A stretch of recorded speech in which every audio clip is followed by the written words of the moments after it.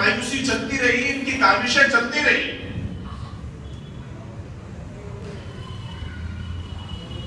अभी जब नरेंद्र मोदी ने इक़्तिदार हासिल किया तो उसके बाद अपने कारकुनों से खिताब करते हुए उन्होंने कहा था कि ये 60 साला जद्दोजहद का नतीजा है। आज का ये इक़्तिदार 60 साला जद्दोजहद का नतीजा है। जैसे हजरत ने फरमाया कि वो गैर मामूली एतमाद के अंदर है, उसी एतमाद के अंदर है कि हमने जो 60 साल से कोशिश की थी, आज वो कोशिश का फल हमें मिल रहा है और अब हम जो चाहे वो कर सकते हैं। मगर इन्हें इस बात को याद रखना चाहिए कि अगर ये लोग अपने नजरियात से पीछे नहीं हटे तो ये मुल्क दोबारा तकसीम होगा।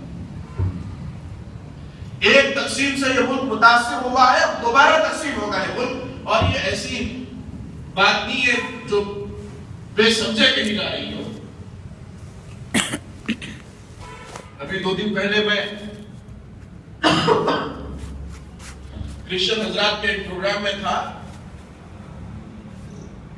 तो यहाँ एक बिशप है जिनका ताल्लुक मणिपुर से है। तो शुमाली हिंद का वो पूरे का पूरा इलाका इस वक्त में ईसाई अक्सरियत वाला इलाका है।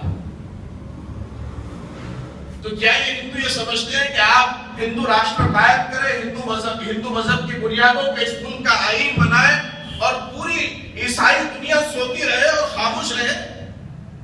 वो उस टुकड़े को अलग कर देंगे कि ये 4 स्टेटों पे मुश्तमिल एक अलग मुल्क, वो ईसाई मुल्क बनेगा। ये जो इनकी आइडियोलॉजी है आरएसएस की, ये इस मुल्क को तकसीम करने वाली और इस मुल्क को तबाही की नजर करने वाली आइडियोलॉजी। इस आइडियोलॉजी से कभी इस मुल्क का भला नहीं हुआ, फायदा नहीं हुआ। ये हमेशा इस मुल्क में बसने वाले और साथ रहने वाले लोगों के दरमियान में इख्तिलाफ का बीज बोते रहे हैं। और आज सूरत हाल ये है कि एक ही महल्ले में रहने वाले और एक ही गली में बसने वाले हिंदू और मुसलमान के अंदर एतमाद का फुकदान है। जिस प्यार और मोहब्बत के साथ आज तक इस मुल्क के आवाम जीती आई है, आज उस एतमाद को और उस प्यार और मोहब्बत को ये मजरूह करने के दर पे लगे हुए हैं। मगर सवाल यह है कि क्या इनको ऐसे छोड़ दिया जाएगा कि जो चाहे बयानात दें, जिस तरीके का चाहे काम करें? मुझे एक साहब ने बताया, मैंने इस मामले में तहकीक तो की नहीं, लेकिन जिन साहब ने बताया वो काफी तालीम याफ्ता और संजीदा आदमी है, इसीलिए उनके एतमाद में मैं ये बात अमलत के सामने अर्ज करूं कि जितने वोट बीजेपी को यूपी से मिले, उससे ज्यादा वोट बीजेपी को आंध्र प्रदेश से मिले। आंध्रा और तेलंगाना से उससे ज्यादा वोट मिले बीजेपी। जबकि 70 आदमी उत्तर प्रदेश से लाने के अंदर कामयाब हुई और आंध्रा से कामयाब नहीं हुई। इंतखाबात से पहले ये कहा जा रहा था कि मुजफ्फरनगर के इलाके से बीजेपी कामयाब होके आएगी और फला मुस्लिम इलाकों से बीजेपी कामयाब होके आएगी। पूछा गया क्यों, तो ये कहा गया कि एक मुसलमान एक पार्टी का टिकट लाके खड़ा हुआ है, दूसरा मुसलमान दूसरी पार्टी का टिकट लाके खड़ा हुआ है, मुसलमानों की कुव्वत तकसीम हो गई। और हो सकता है तकसीम कराया गया हो, लेकिन मुसलमान गफलत का शिकार रहा। ये भी तो एक गलती है मुसलमान कौम की कि वो गफलत का शिकार रहे।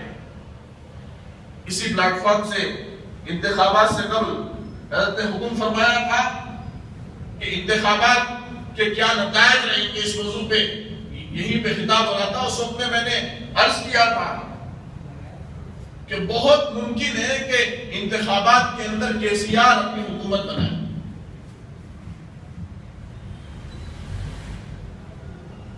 और मैंने ये भी कहा था कि जो ये कहा जा रहा है कि वो फिरका परस्त नजरियात को फरोग देंगे, फिरका परस्ती की हवा चलाएंगे, उस वक्त में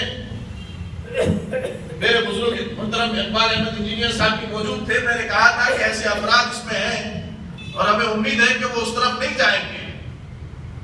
आज आप देखें, वो इंतखाबात के बाद हमारे सामने बिल्कुल आईने की तरह